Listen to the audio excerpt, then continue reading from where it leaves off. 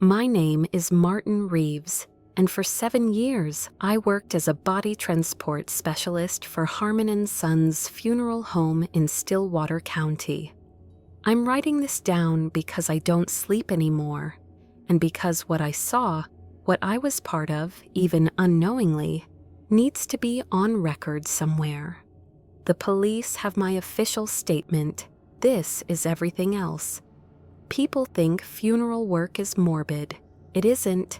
It's procedural, clinical.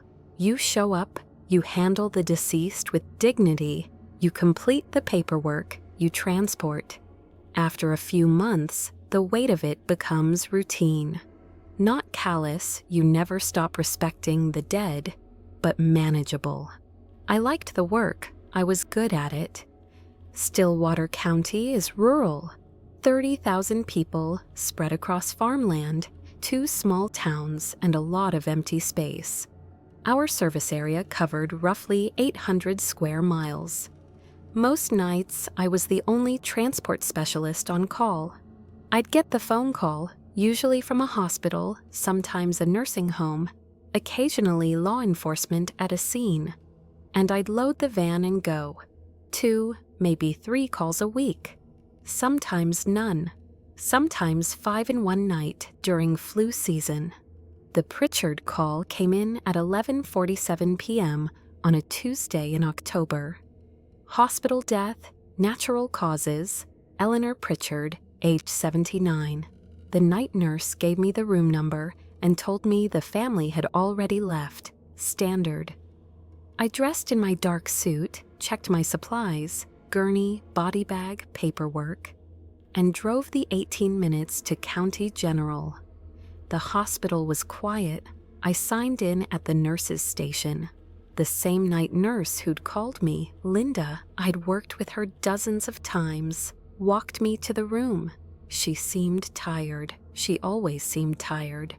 Room 214, she said. We've got her prepped. Family doing okay?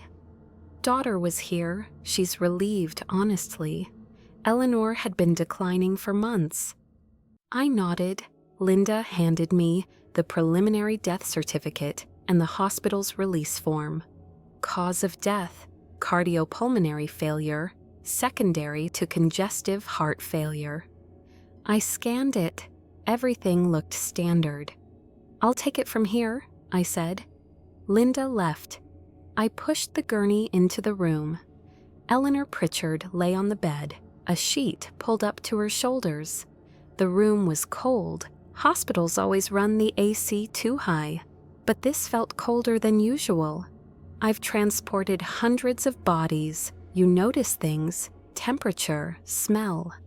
The specific stillness of a room after someone's died.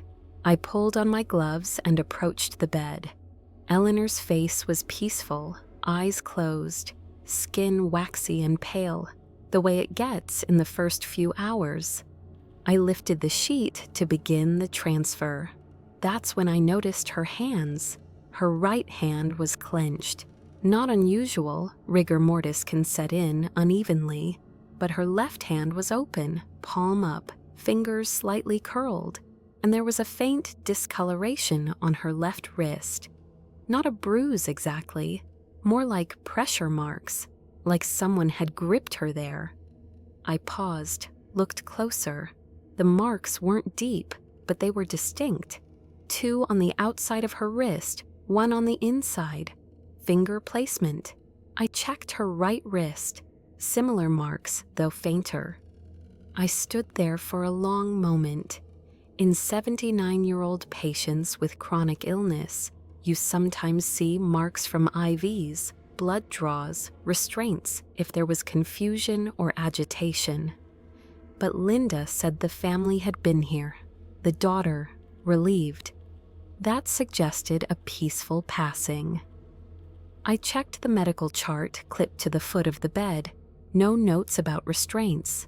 No indication of distress. Last vital signs recorded at 10:32 p.m., death pronounced at 11:15 p.m. I looked at Eleanor's hands again. Maybe she'd grabbed the bed rails during a final moment of distress. Maybe a nurse had held her hands during the process. There were explanations. I completed the transfer, body bag, gurney. I wheeled her through the empty hallways and loaded her into the van. Linda met me at the exit with the final paperwork. "All set?" she asked. "Yeah," I hesitated. "Linda, was there anything unusual in the room before she passed?" Linda frowned. "Unusual how?" I noticed some marks on her wrists, just wondering if she was restrained or no. Linda's expression shifted, something guarded. "She went peacefully. Daughter was with her. Why?" "Just curious, thought I saw." "You didn't see anything, Martin." Her voice was firm, not unkind, but definite. "Eleanor died of heart failure. That's what you're transporting, understand?" I nodded slowly. "Understood." Linda watched me load the van. I could feel her eyes on me as I drove away. Back at the funeral home, I transferred Eleanor to the cooler and completed the intake paperwork. I didn't mention the marks. I told myself I was reading into things. Fatigue, too many late nights. But I thought about Linda's tone. "You didn't see anything." I went home at 2:15 a.m., lay in bed, and didn't sleep. 3 weeks passed, 11 transports, all routine. I started to forget about Eleanor Pritchard. Then I got the call about David Moss. It was a Friday night, 10:20 p.m. Deputy Tim Kraus called me directly. We'd worked together often enough that he had my cell. "Martin, we've got a scene out on Route 47. Deceased male, mid-60s. Looks like natural causes, but we're waiting on the coroner's assessment. Can you head out?" "Address?" "It's the old Brennan farmhouse. You know it?" I did. Abandoned property, 15 miles outside town. What was he doing out there? That's what we're trying to figure out. Neighbor saw a car in the driveway this afternoon, thought it was odd. Checked on it tonight and found him inside. No signs of foul play. I'm on my way. The drive took 25 minutes. The farmhouse sat back from the road, hidden by overgrown trees. 2 sheriff's vehicles were parked in the gravel driveway, light bars flashing red and blue against the dark. I pulled up behind them and grabbed my equipment. Deputy Kraus met me at the door. He was young, maybe 30, with the careful professionalism of someone still proving himself. "He's in the kitchen," Kraus said. "Coroner's been and gone. Signed off on the transport. Looks like cardiac arrest." "Any ID?" "David Moss, 63. Lived over in Parkton, retired school teacher. We're still trying to figure out why he was here." The farmhouse smelled like dust and rot. Water damage on the ceiling, peeling wallpaper. The kitchen was at the back of the house, lit by portable work lights the deputies had set up. David Moss sat slumped in a wooden chair at an old table. His head tilted forward, chin on his chest. He wore khakis and a button-down shirt. Glasses hung crooked on his face. I approached slowly. Something felt wrong. "When did the neighbor find him?" I asked. "Around 9:30? "Called it in immediately. We got here by 9:45. "And the coroner was here when?" "Left about 15 minutes ago. Said it looked straightforward. Heart attack. Told us to call you for transport." I nodded, set down my equipment, pulled on gloves. David Moss's skin was cool but not cold. Rigor hadn't fully set in yet. I estimated time of death at maybe 3 to 5 hours prior, late afternoon, early evening. I checked his hands. His right hand rested on the table. His left hung at his side. Both showed faint discoloration around the wrists, the same kind of marks I'd seen on Eleanor Pritchard. My pulse quickened. "Deputy," I said carefully, Was Mr. Moss restrained at any point? Kraus looked at me. Restrained? No, why? I'm seeing marks on his wrists, like pressure marks. Kraus stepped closer, looked. His expression didn't change. Probably from the way he was sitting. Body slumped forward, weight on his arms. Maybe? Coroner didn't mention anything. Right. But the marks were there. And more than that, David Moss's position bothered me. He'd supposedly died of cardiac arrest while sitting at this table. But the table was empty except for a single manila folder, closed, positioned directly in front of him. I could see the edge of papers inside. What's in the folder? I asked. Kraus glanced at it.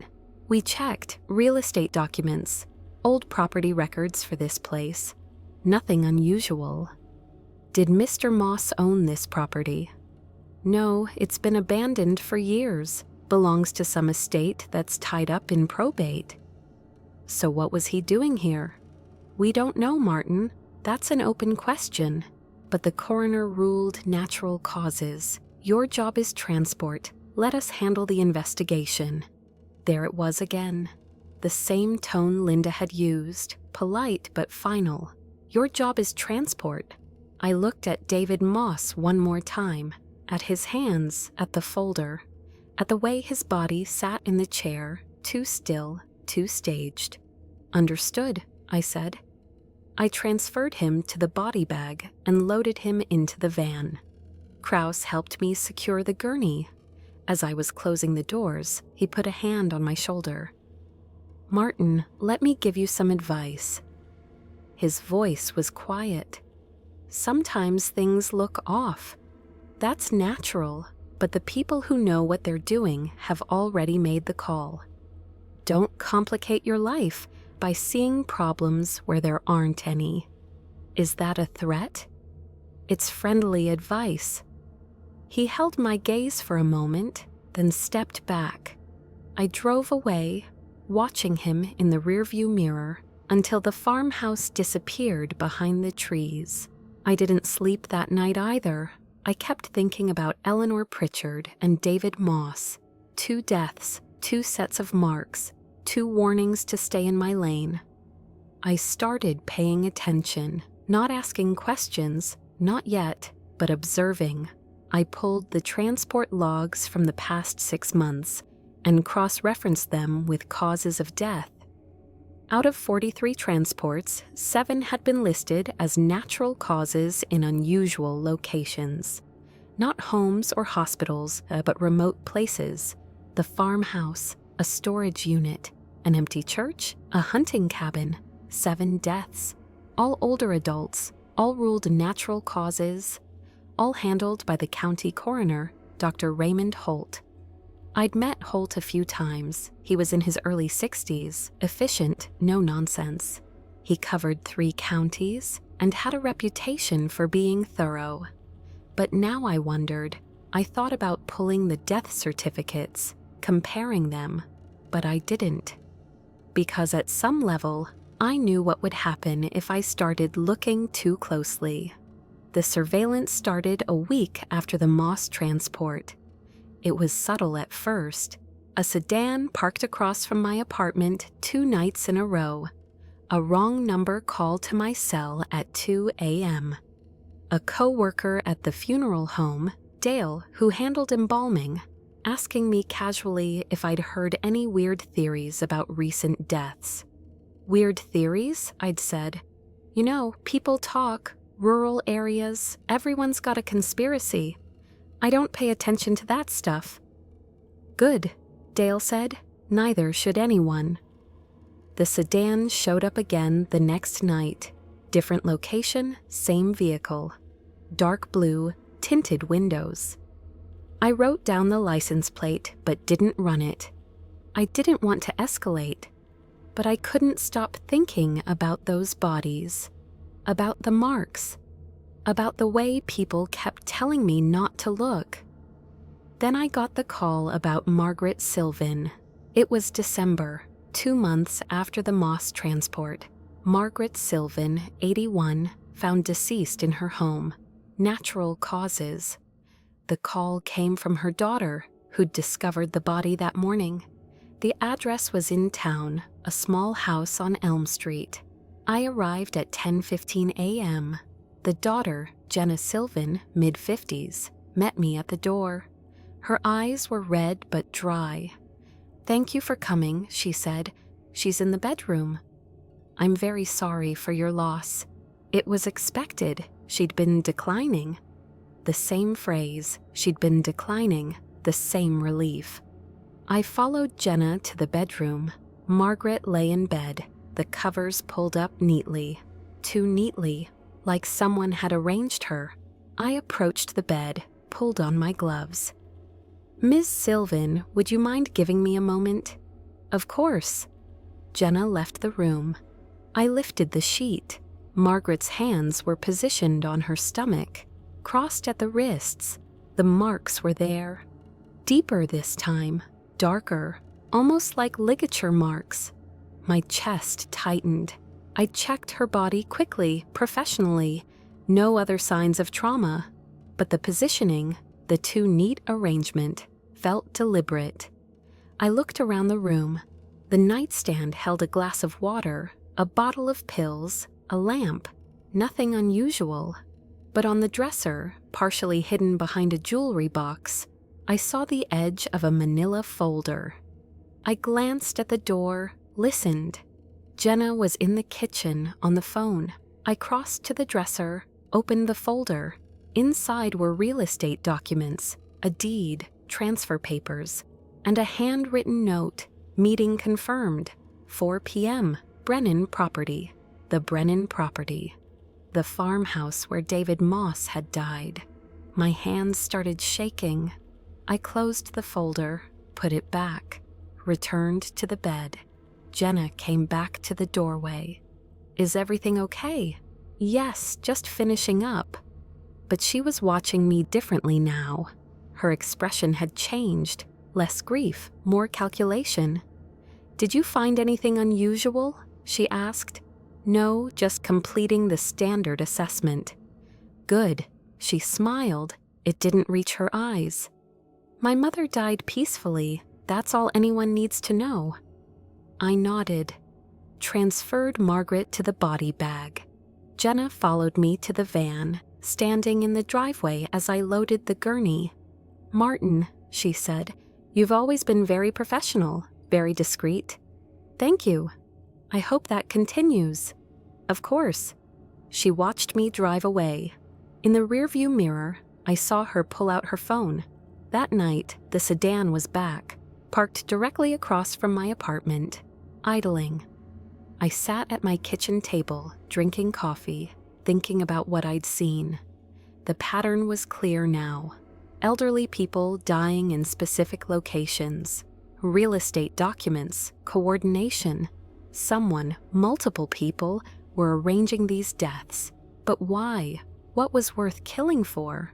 Property. It had to be property. Stillwater County was rural, but certain areas were being developed. Farmland was selling for premiums. If someone could manipulate property transfers, forge wills, eliminate obstacles. I thought about Eleanor Pritchard, David Moss, Margaret Sylvan. 7 deaths in 6 months. How many more before me? I needed proof, real proof. But every time I got close, someone shut me down. Linda at the hospital, Deputy Krause, even Dale at the funeral home. They were all part of it, or they'd been warned to keep me away from it. I pulled out my phone. Considered calling the state police, the FBI. But what would I tell them? That I'd seen marks on bodies? That people had told me not to ask questions? I had no hard evidence, just suspicion and a growing sense that I was being watched. The sedan's headlights flicked on, then off. A signal. I stood up, walked to the window. The sedan pulled away slowly. As it passed under the streetlight, I saw the driver's face for just a moment. Dr. Raymond Holt, the county coroner. I should have run. Should have left Stillwater County that night and never looked back, but I didn't. I told myself I needed one more piece of evidence, something concrete, something that would make the authorities listen. I decided to go back to the Brennan farmhouse. I waited until 2 a.m., loaded my van with a flashlight, a camera, and a tire iron, not for violence, but for the locked doors I knew I'd find. The drive out to Route 47 felt longer in the dark. No other cars, no lights except my headlights cutting through the empty farmland. The farmhouse was dark. I parked down the road and walked the last 100 yards, staying off the gravel driveway. The night was cold, my breath fogging in the air. The front door was locked. I went around to the back, found a window with a broken latch, climbed through. Inside, the house was silent. I turned on my flashlight, keeping the beam low, made my way to the kitchen where David Moss had died. The chair was still there, the table.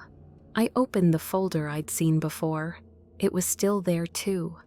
I photographed the documents, property transfer agreements, names I didn't recognize, dates corresponding to the deaths. I moved through the house, methodical. In the front room, I found another folder. More documents, a list of names. Eleanor Pritchard was on it. So was Margaret Sylvan. 8 other names I didn't recognize. All marked with dates, some in the past, some in the future. My name wasn't on the list, but at the bottom, in different handwriting, transport specialist, handle carefully. I photographed everything. My hands weren't shaking anymore. I felt cold, focused. Then I heard the car. Headlights swept across the front windows. An engine shut off. Car doors opening. I moved fast, back through the house, toward the window I'd entered through. But before I reached it, I heard voices. Checked inside? Not yet, but his van's down the road. Footsteps on the front porch, a key in the lock. I made a decision, climbed into a closet in the hallway, pulled the door almost closed, watched through the crack. 3 figures entered.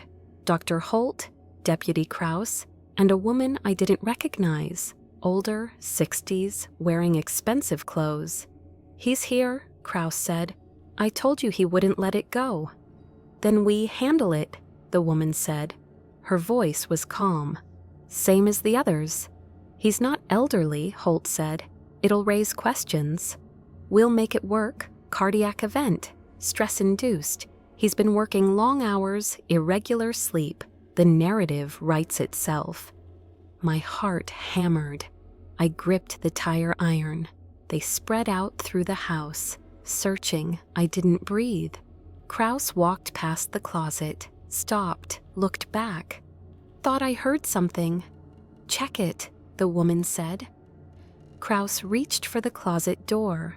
I burst out, swinging the tire iron. Caught him in the shoulder. He went down, shouting. I ran.